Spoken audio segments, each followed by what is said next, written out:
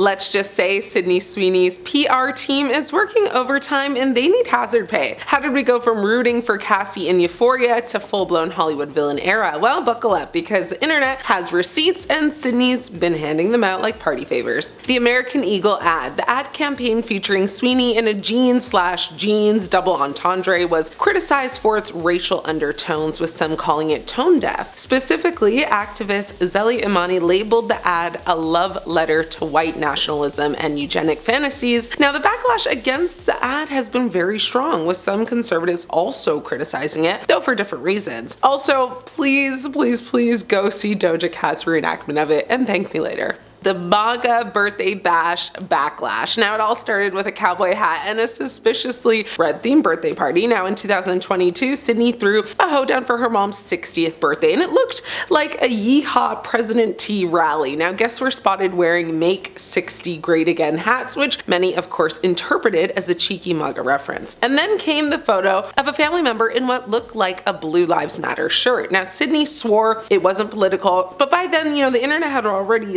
sentenced her, so Twitter lit up like it was election night and people started side-eyeing her harder than Cassie sneaking around with Nate. Her silence speaks volumes. Now, here's the thing, Sydney talks a lot when she wants to sell a bikini or promote a rom-com, but when it comes to speaking up about social justice or current events, crickets. I mean, she's been noticeably silent during major cultural moments, especially compared to her peers. People noticed, and in an age where fans expect their faves to stand for something, staying quiet isn't neutral. It's loud. The Glen Powell PR stunt. Now, next came the Anyone But You press tour, which turned into a full-blown tabloid soap opera. Now, Sydney and Glen Powell had so much on-screen and off-screen chemistry that people started accusing her of being the reason he broke up with his girlfriend. Now, the flirtation felt too real, the timing too suspicious, and suddenly the whole romance started to look like a calculated PR stunt, one that painted Sydney as a homewrecker. Even if it was all marketing, it left a really bad taste. Fans,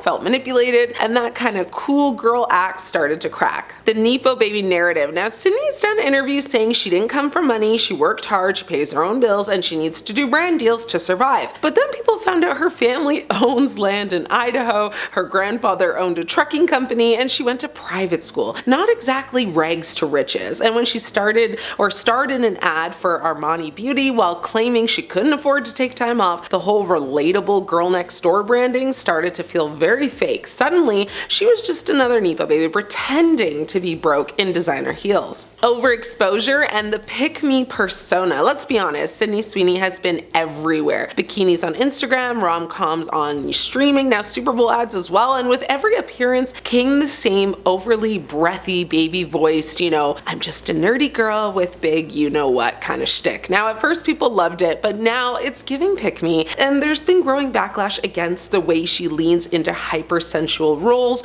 while simultaneously positioning herself as misunderstood or underestimated. The public's tolerance for that paradox is wearing really thin, especially when it starts feeling calculated. So why is Sydney Sweeney suddenly Hollywood's most hated? Well, it's a perfect storm. Privilege masked as struggle, overexposure disguised as charisma, and silence that says more than any interview ever could. Is it cancel culture or just the internet finally seeing past the pout? Either way, Sydney girl, your rebrand better be loading fast. Thanks for watching. I'm your host Ashley. It's been great catching up.